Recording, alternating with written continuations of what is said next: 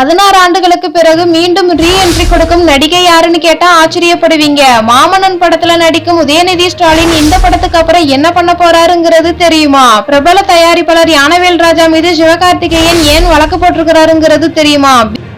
Beast படத்துல இத்தனை பாடல் மட்டும் தான் இருக்குதா? இந்த மாதிரி இன்ட்ரெஸ்டிங்கான மூவி அப்டேட் தெரிஞ்சுக்கணும் அப்படின்னா இந்த வீடியோவை ஸ்கிப் பண்ணாம பாருங்க. நம்பர் 5, பா ரஞ்சித் தயாரிப்புல உருவாக இருக்கும் புதிய படம் குறித்து அப்டேட் கிடைச்சிருக்குது. அந்த படத்துல அட்டகத்தி தினேஷ் ஹீரோவாக நடிக்கிறாராமா. இயக்குனர் சுரேஷ் மாரி இந்த படத்தை டைரக்ட் பண்றாராம். இதுல ஆச்சரியப்படுற விஷயம் என்னன்னா, பா ரஞ்சித் தமிழ் சினிமாவில அட்டகத்தி, மெட்ராஸ், கபாலி, காலா, சார்பட்டா பரம்பரை இவர் இயக்கத்துல வெளியான படங்கள் நல்ல வரவேற்பையும் தந்திருக்குது. நீலம் புரொடக்ஷன்ஸ் தயாரிப்பு நிறுவனம் ஸ்டார்ட் பண்ணிருக்கிறாரு. தன்னை போலவே சிந்தனை கொண்ட இளம் இயக்குநர்களுக்கு சான்ஸ் கொடுத்து வராராமா.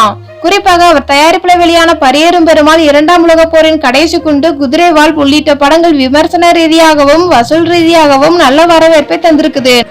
நம்பர் 4, மாரி செல்வராஜ் இயக்கத்துல உதயநிதி ஸ்டாலின் நடித்து வரும் படம் மாமன்னன். இந்த படத்துல உதயநிதி ஸ்டாலினுக்கு ஜோடியாக கீர்த்தி சுரேஷ் நடிச்சிருக்கிறாங்க. வில்லனாக மலையாள நடிகர் ஃபகத் ஃபாசில் நடிச்சிருக்கிறாரு. இதுல ஃபேக்ட் என்னன்னா, கமல்ஹாசனுடைய விக்ரம் படத்திலையும் வில்லனாக நடிச்சிருக்கிறாரு ஃபகத் ஃபாசில். படத்தோடைய முதல் கட்ட ஷூட்டிங் முடிந்து விட்டதாக மாரி செல்வராஜ் ட்வீட் செஞ்சிருக்கிறாரு. மாமன்னன் படத்தில் நடிப்பதுடன் மட்டுமல்லாமல் தன்னுடைய ரெட் ஜெயண்ட் மூவிஸ் நிறுவனம் மூலம் தயாரிக்கவும் செஞ்சிருக்கிறாரு உதயநிதி ஸ்டாலின். சேப்பாக்கம் தொகுதி எம்எல்ஏவான உதயநிதி ஸ்டாலின் மாமன்னன் படத்துடன் நடிப்பை நிறுத்த முடிவு செஞ்சிருக்கிறாராம். முழு நேர அரசியலில் கவனம் செலுத்தவே அவர் நடிக்கிறத ஸ்டாப் பண்றாராம். படங்கள்ல நடிக்காவிட்டாலும் தொடர்ந்து தயாரிக்க செய்வாராமாம். தான் நடிக்கும் கடைசி படத்துக்காக தீயா வேலை செஞ்சுட்டு இருக்கிறாராமா உதயநிதி ஸ்டாலின். நம்பர் 3, பிரபல தயாரிப்பாளர் ஞானவேல் ராஜா மீது சிவகார்த்திகேயன் வழக்கு தொடர்ந்துள்ளதாக தகவல்கள் லீக் ஆயிருக்குது. 2019ஆம் ஆண்டு ஞானவேல் ராஜா தயாரிப்புல சிவகார்த்திகேயன் நடித்த படம் மிஸ்டர் லோக்கல். இந்த படத்துல நயன்தாரா ஹீரோயினாக நடிக்க இந்த படத்தை ராஜேஷ் இயக்கியிருக்கிறாரு. மிகப்பெரிய எதிர்பார்ப்புல வெளியான இந்த படம் ஃபெயிலியர் ஆயிட்டு. அது மட்டுமல்லாம சிவகார்த்திகேயனோட மார்க்கெட்டும் ஆட்டம் கண்டது. இந்த படத்துக்காக தனக்கு பேசப்பட்ட சம்பளத்துல 4 கோடி பாக்கி தொகையை சிவகார்த்திகேயன் ஞானவேல் ராஜா மீது சென்னை உயர்நீதிமன்றத்துல வழக்கு தொடர்ந்திருக்கிறாரு. மிஸ்டர் லோக்கல் படத்துக்காக சிவகார்த்திகேயனுக்கு மொத்தம் 15 கோடி சம்பளமாக பேசப்பட்டதாமா. ஆனா ஞானவேல் ராஜா சிவகார்த்திகேயனுக்கு 11 கோடி மட்டும்தான் கொடுத்திருக்கிறாராம். பாக்கி தொகையை தராததனால வழக்கு தொடர்ந்திருக்கிறாரு சிவகார்த்திகேயன். பாக்கி தொகையை செலுத்தும் வரை ஞானவேல் ராஜா தயாரித்து வரும் 10 தல, விக்ரம் மற்றும் பா ரஞ்சித் படம் ஆகிய படங்களை முதலீடு செய்வதற்கு தடை விதிக்க வேண்டும் என சிவகார்த்திகேயன் கோரிக்கை வச்சிருக்கிறாராமா. இந்த வழக்கு உயர்நீதிமன்றத்துல வருகின்ற மார்ச் 31ஆம் தேதி விசாரணைக்கு வருதாமா.